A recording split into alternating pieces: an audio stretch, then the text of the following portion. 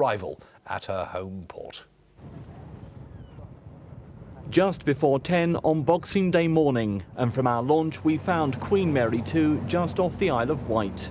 The visibility was poor, the sea extremely rough, but it didn't stop an escort of boats and even jet skiers joining the procession. As the superliner edged nearer to Southampton, large crowds, now estimated at around 100,000, braved the weather for a glimpse.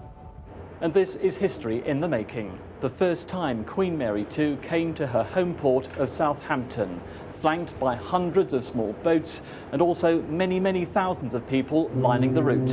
And from the bridge, a spectacular view. For those on board, a day they'll never forget. Very exciting. It's been a long time. We've all been over in France for quite a while now, and it's really good to be back home. What do you think of all the people and all the boats and everything? Oh, it's great. It's a great feeling to see everyone come out to see it come in. Really, really fantastic. It was really good. All the boats and all the people. It's amazing, absolutely amazing. Everyone's sounding their horns, everyone waving, all the kids smiling. And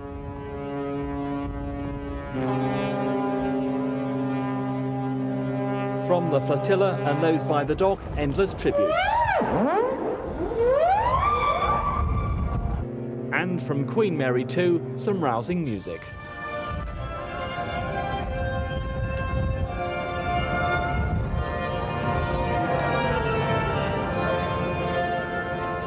It was very dull, rather a sad-looking day, but as soon as we moved into the harbour area, we saw hundreds and hundreds of people on the shorelines. There were lots of small boats came out, and then we began to feel that we were really coming home to Southampton, which is our home port for Queen Mary 2. Those who braved the cold weather to watch the arrival said they were not left disappointed. It's a nice size, yeah, very nice. It's quite impressive. I remember the old Queen Mary, actually. Yeah, I remember seeing it go back in 1967. That's quite a long time ago now. Back on board, and not everyone could spare the time to stand and watch.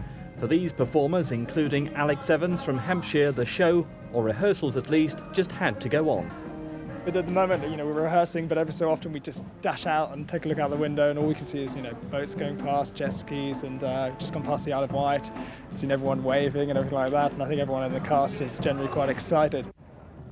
Queen Mary 2 is the biggest and most costly liner ever built, at some £550 million. It was clearly a day many thousands will never forget. It's historic. It's a day for British shipping and also for Southampton, but it's, those famous days in the 40s and 50s with the Queen Mary, the original Queen Elizabeth. People feel immensely proud of British shipping, and you put the Cunard flag, the red funnel, and bring a brand new ship into Southampton. The first one from Cunard for over 35 years. It's just a great day for everybody. And so Queen Mary 2 has finally arrived here in Southampton, but the celebrations are far from over.